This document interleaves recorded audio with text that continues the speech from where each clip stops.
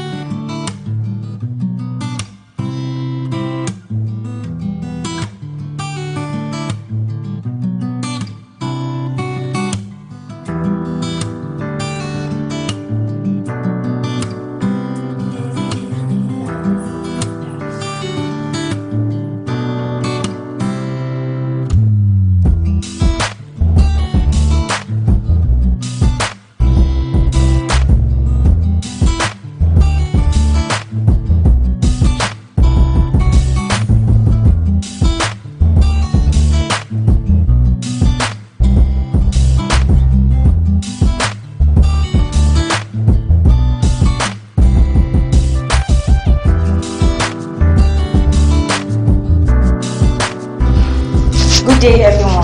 I am Dietician Josephine Okon, a graduate of Federal University of Agriculture, Abeokuta, working presently with Yobe State Specialist Hospital as a dietitian. I am here to talk about food as it relates to health and also refer to what God originally intended for man to eat.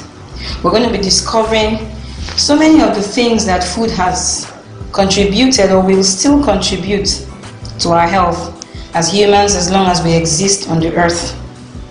Now, when you talk about food, what do we understand food to be? Food is any substance of plants or animal origin that when consumed provides the body with nutrients. Yes, nutrients. And these are the nutrients, they are vital components that provide the body the necessary resources that it needs for maintenance, for growth, and for repair of tissues. It is worthy of note that every 120 days, our red blood cells die out and new ones are formed, and a new one is formed. The skin underneath, the fat underneath our skin is also changed.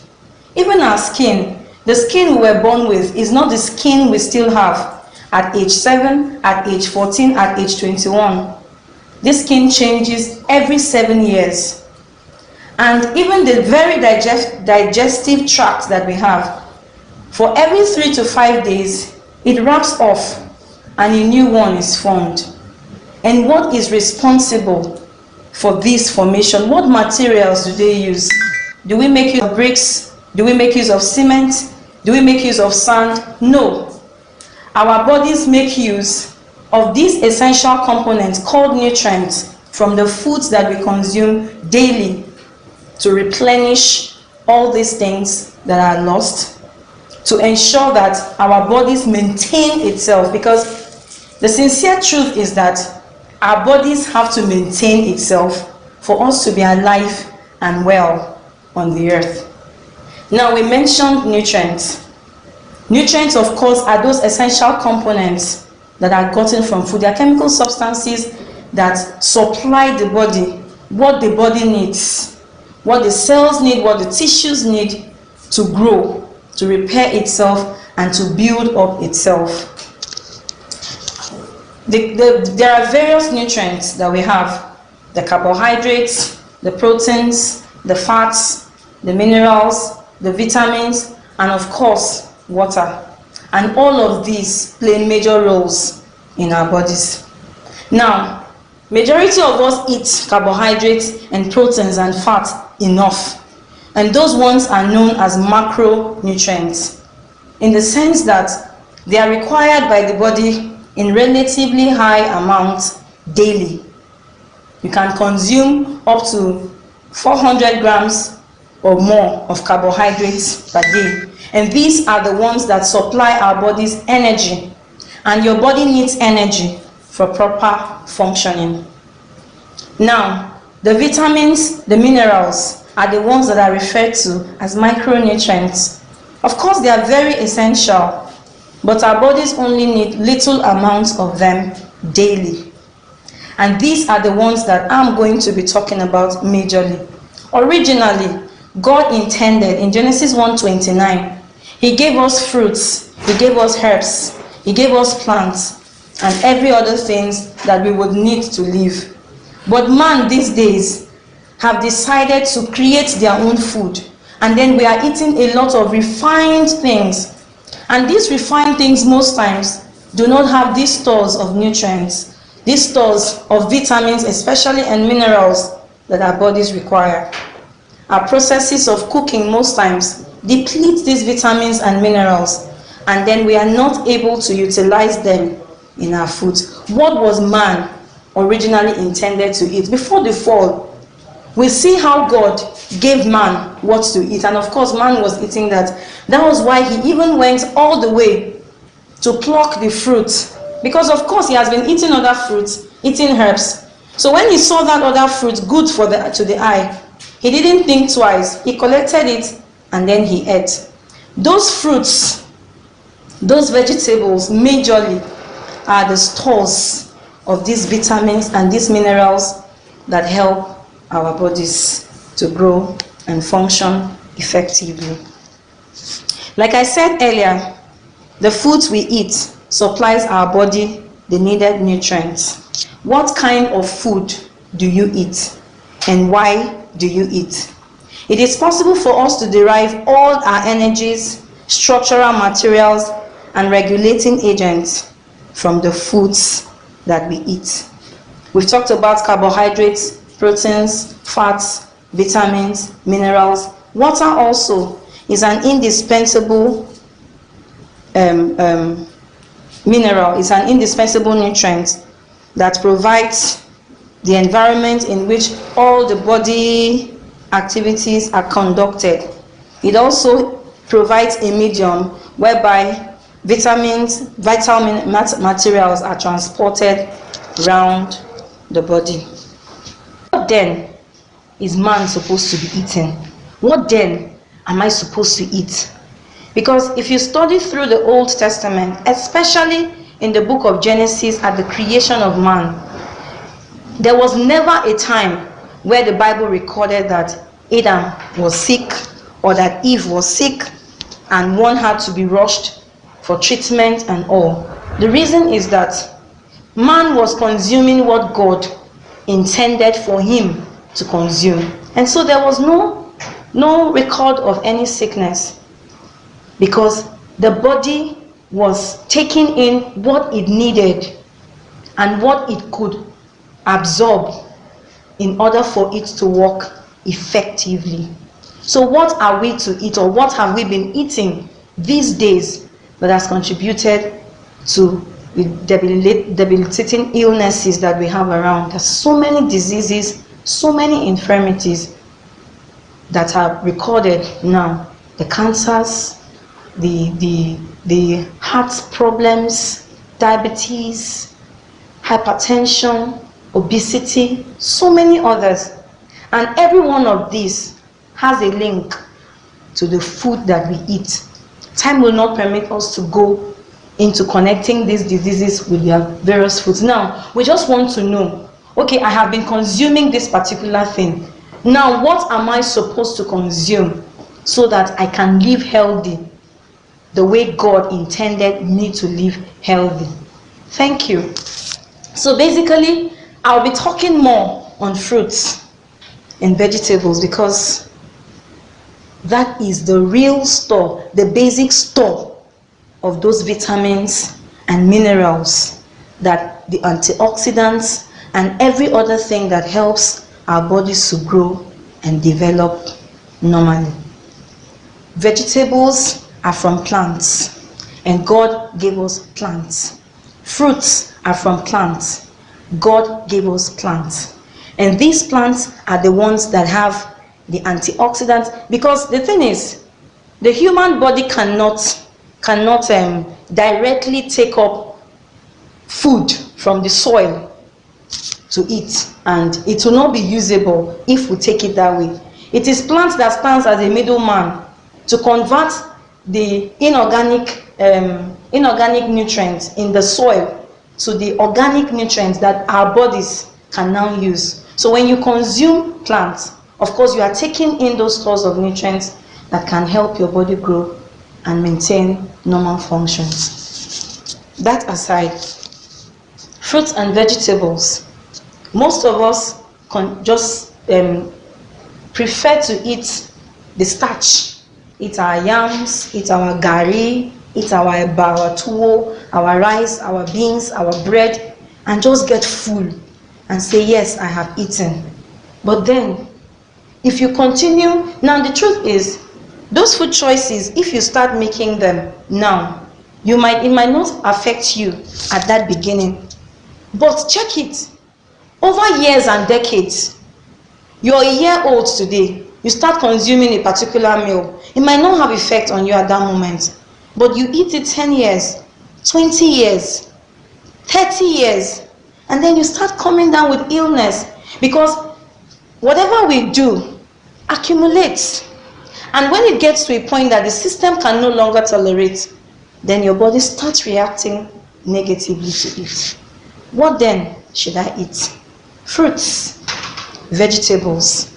And as it is, everyone that is born from childhood, there are classifications of the times that we should eat cooked meals. Of course, a child that is born exclusively should be breastfed for 6 months, 0 to 6 months, except on rare cases where maybe the mother is late or some other things that happen that the child is not able to feed. But the child should be breastfed exclusively for 6 months. And then after 6 months, you start introducing other diets, semi-solid foods to the child, accompanied with the breast milk as well. And then it goes on and on. You become a teenager, you become an adolescent, you become a young adult. Once you are 25 years of age, your meals should not be more than 2 cooked meals.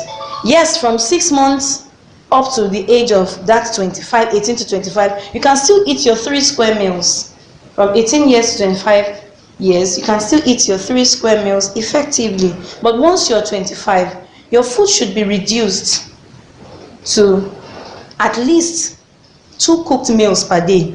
Now that will be your lunch and your dinner. And so you wonder, so what do I eat for breakfast? Your breakfast majorly, because the body is breaking a fast. Remember, you must have taken your last meal, maybe 7 p.m. or 8 p.m. and all through the night, your body had nothing to eat. And whether you eat or not, your body keeps regulating itself. Your body keeps undergoing processes to keep it working. Whether you are sleeping, whether you are working, your body is like a machine. It keeps working. Now you wake up in the morning. What should you take for your body to be able to rejuvenate? Some of us wake up and we go straight to a bowl of eba and soup. That is wrong. That is very wrong. What you should eat at that point, if you're 25 years and above, is fruits or vegetables. These fruits and vegetables are very many. The fruits, we have the apples, we have the grapes, we have the oranges, our limes, our lemons, and I'm sure so many of us know fruits. And then vegetables, your cabbage, your carrots, your cucumbers, and a host of other ones. The greens are there and all. These are things that should be at our beck and call, that we can easily take and eat, because these are the things that makes our bodies to be at its optimum. Yes, your breakfast is either you eat the fruits, you chew it, or better still, you make it into smoothie. You make your vegetables into smoothies, you blend them, and you drink.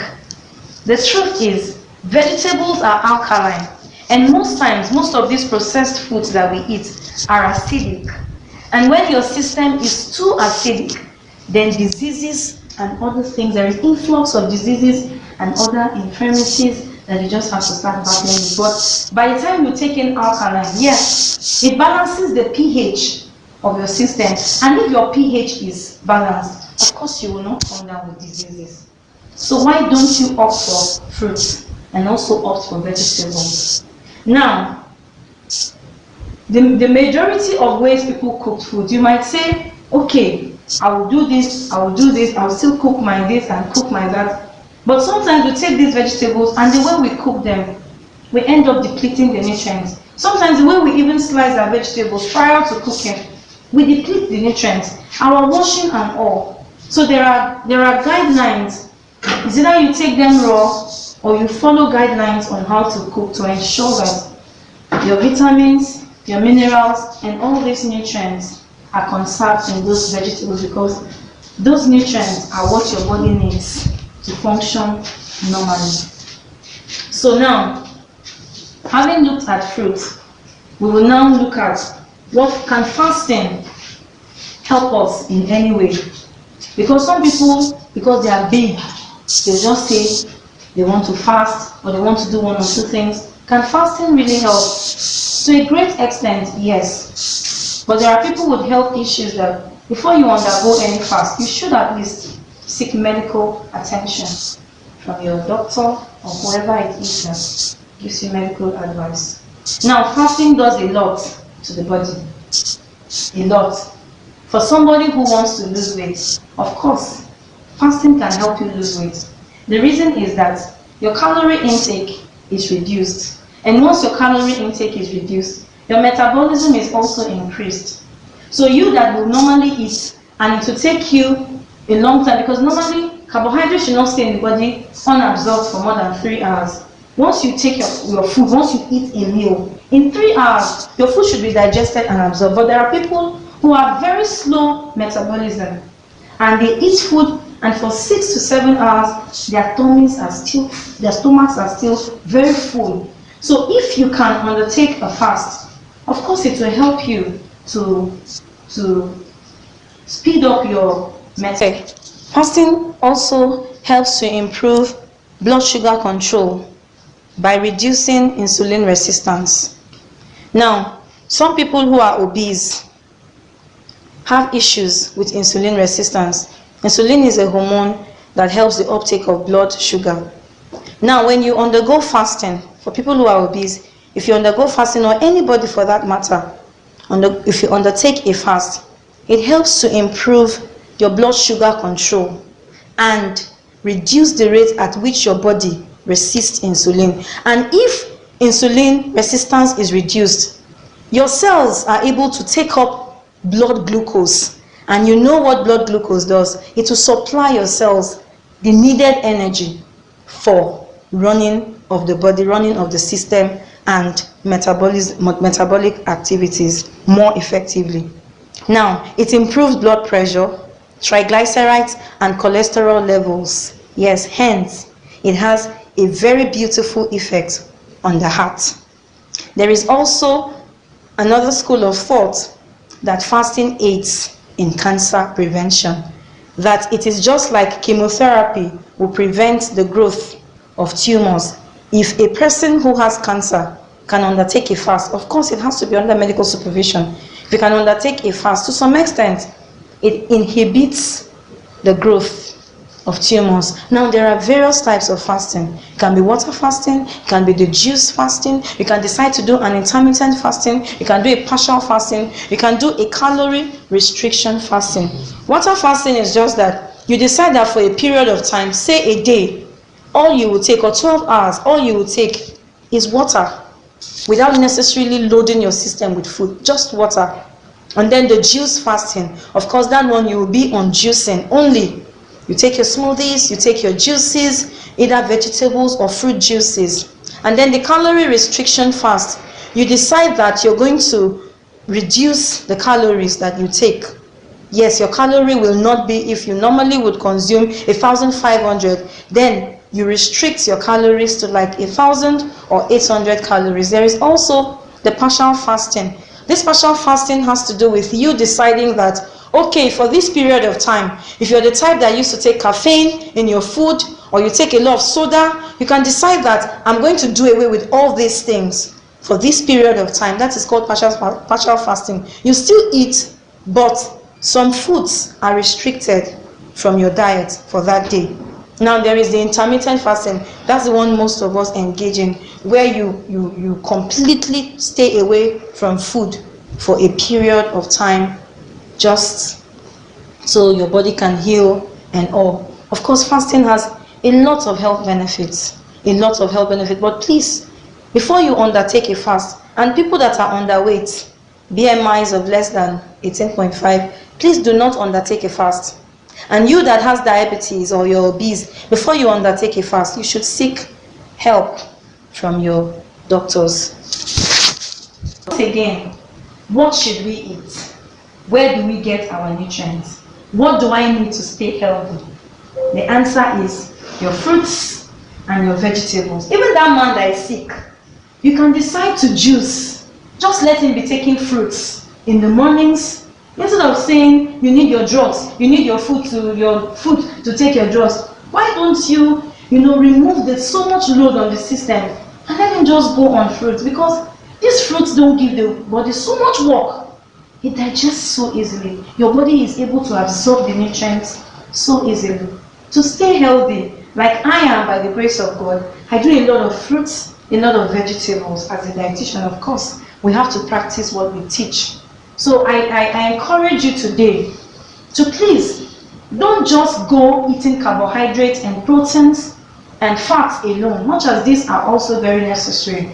But you need your vitamins, you need your minerals, and your fruits and your vegetables are your major stores of these vitamins and minerals for a healthier you.